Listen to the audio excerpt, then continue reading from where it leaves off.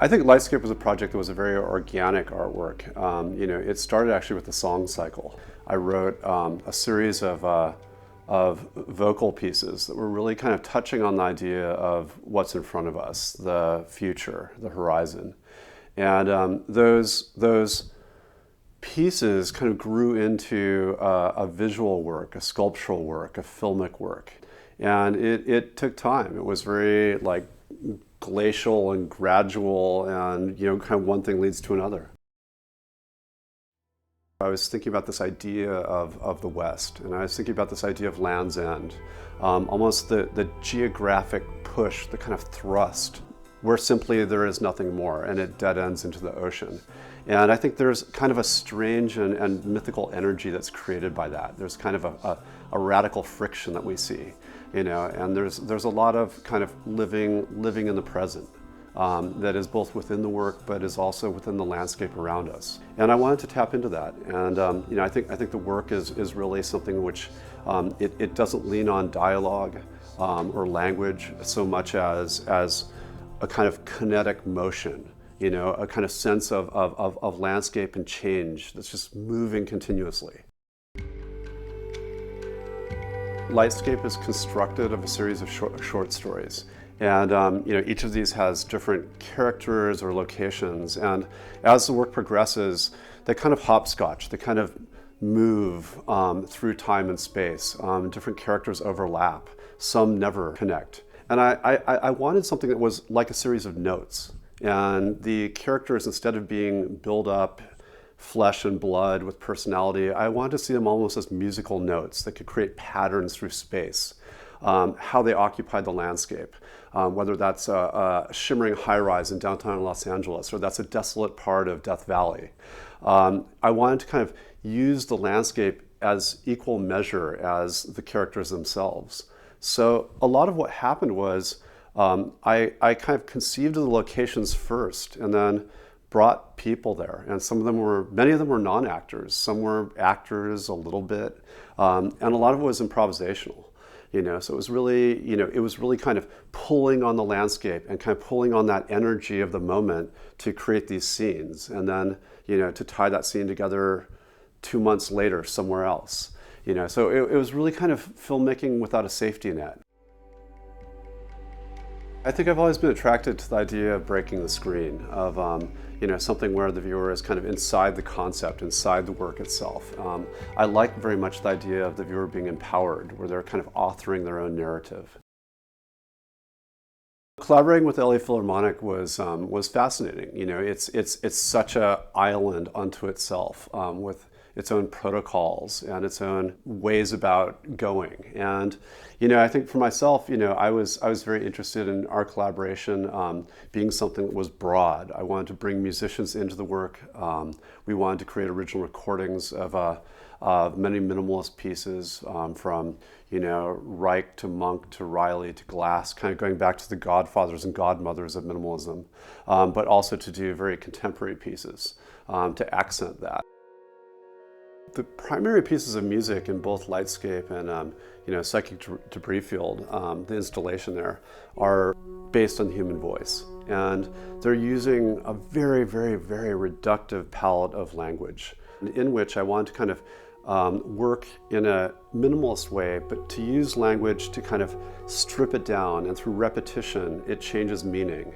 Its intonation is evolving and abstracting at times. It was interesting because I had chosen the compositions, and we had done recordings with Gustavo Dudamel before I'd actually written the script. So the music in some ways kind of came first. It was a series of washes and impressions, and then the narratives grew out of that. All of this will never make sense. Will never make sense. My approach to moving image is I'm much more attracted to the non-linear. I'm much more interested in something that has like shards and fragments and pieces that kind of come at you, and you're collaging them together in situ.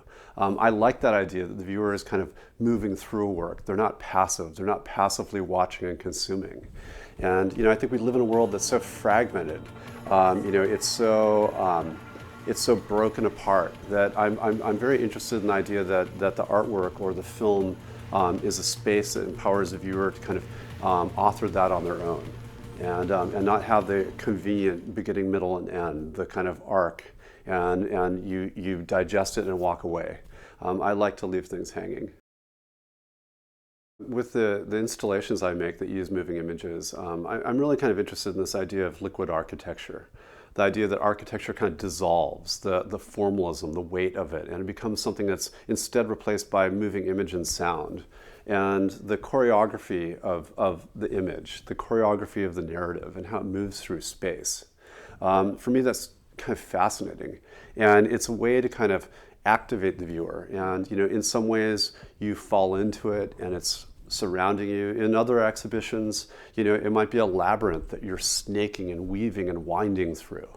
And I like this idea that there could be other possibilities, there could be other options. And I think that for all of us, we've all kind of grown up and spend the majority of our lives, looking at a screen, a rectangle, a square. We buy a ticket, we sit in the theater passively, docile, watching something, hoping that we'll be seduced by it and we'll fall into the screen. But that's all there is, right? We go see live music and we see a stage. We see theater, we see a stage. So in a sense, we're kind of weaned on this idea of the viewer being passive. And I think a lot of the work I make, it really strives to kind of break that screen or kind of create a different role for the viewer, where the viewer can really be a participant in the work. I think if we go back historically, we can look at Dadaism, we can look at Fluxus in the 1960s, we can look at happenings, and all of these things are kind of about a democratic playing field where the artist and the artwork and the creation is equal parties with the viewer. And and to me, I find there's something like very valuable to that.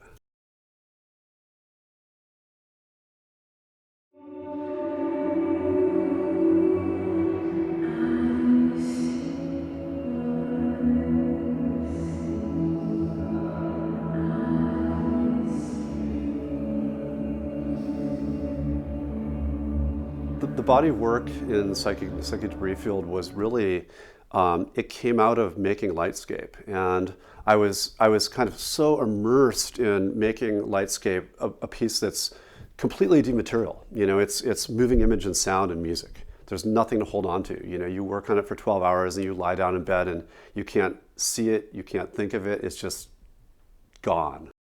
So in some ways, I started becoming more and more attracted to making physical objects, to making physical sculptures.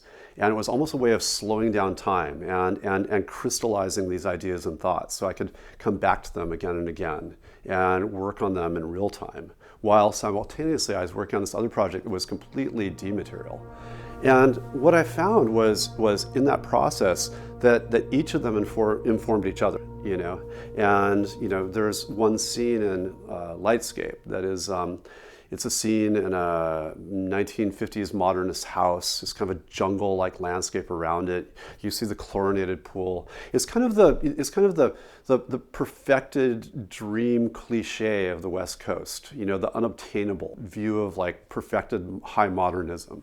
With people kind of weightlessly drifting, kind of sleepwalking through the space, not really connecting with each other. And that entire scene in the film actually just came out of a drawing, a fabric work I did that was at my studio that I'd done a year or two before.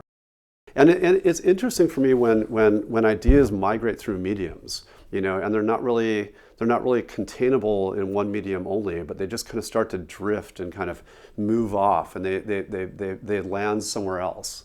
And I think that for me, the psychic debris field exhibition and Lightscape at the same time is really these two companion pieces. One kind of intensely physical, the other like almost unobtainable, just kind of moving through the air. I found this attraction to kind of working with some of the indigenous animals that were in the hills of Los Angeles or we find in the West, and they're they're kind of almost these non sequiturs. Like, you shouldn't really have a Western mountain lion that is so majestic and powerful and strong, kind of drifting through the hills of Griffith Park. And there's something about that that I wanted to kind of bring into this work. The exhibition has a series of kind of tropes and symbols and cliches of the West. You know, you see like the form of a cactus. It's made of Corten steel, rusted, surrounded by a tire, or the ice machine, you know, that generic ice machine you've seen 100,000 times at a gas stations throughout wherever. And you open it up, instead there's a field of cactus growing inside. You know, the generic bus stop that you find, you know, you look to the right and where there should be an advertisement for insurance, there's images of the Santa Monica Hills on fire, or the Santa Monica Bay and waves lapping back and forth on the granular sand. And, you know, I wanted to kind of like frack these things that are everyday, and to kind of insert something in them that was a little bit different, that kind of maybe spoke to the landscape around us, but also spoke to the permanence of the landscape. That's the sense of a time code that's not 50 or 100 years, but it's thousands of years. The physical works I make, I'm very, very interested in materials, the materials themselves. And I think the more recent pieces, I found myself really kind of questioning the nature of these materials. Some of the newest works are really, we're really mining materials around us. We're kind of forging the urban landscape and kind of accumulating things. We have been searching for shredded car tire rubber in freeway off-ramps right by our studio, and bringing that down and grinding it up to make almost a rubber pulp to make things out of. Seeds of indigenous wild brush we're using in our sculptures. Foodstuffs. Ocean plastics, kind of all these materials, you know, to me are really quite fascinating, because they kind of speak to the narrative around us, as opposed to something that comes from high art or high culture, you know, steel or bronze or something which is made to be used for art. Right now, I'm very interested in things which have nothing to do with art making. And as a result, we've had some really interesting collaborations. You know, the ocean microplastics, we're collaborating with Parley for the Oceans, an ocean conservation group. There's a rubber place in Riverside we're working with, where almost all the employees are ex-cons.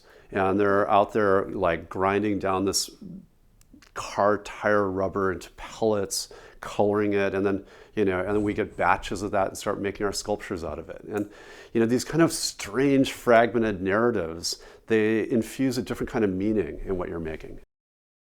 We're living kind of in a revolutionary era. I mean, it's a paradigm shift in terms of, you know, how we express ourselves, how we communicate, but also how we receive information. And, you know, and I think that kind of linear structure of the past that is so convenient is being questioned, and it's being questioned more and more with each generation, with each tool we hold in our hands. And to me, you know, I really find that, you know, art now and art moving forward, there's this kind of incredible space in front of us where it can go. And I'm sometimes surprised at how conservative I find art to be. You know, I think a lot of people still want to hold on to the formulas of the past, to tradition, which there's nothing wrong with that, you know, and there's something so beautiful about an exquisite drawing, or like, you know, an incredible plein air painting. But at the same time, I think there's room for much, much more possibilities.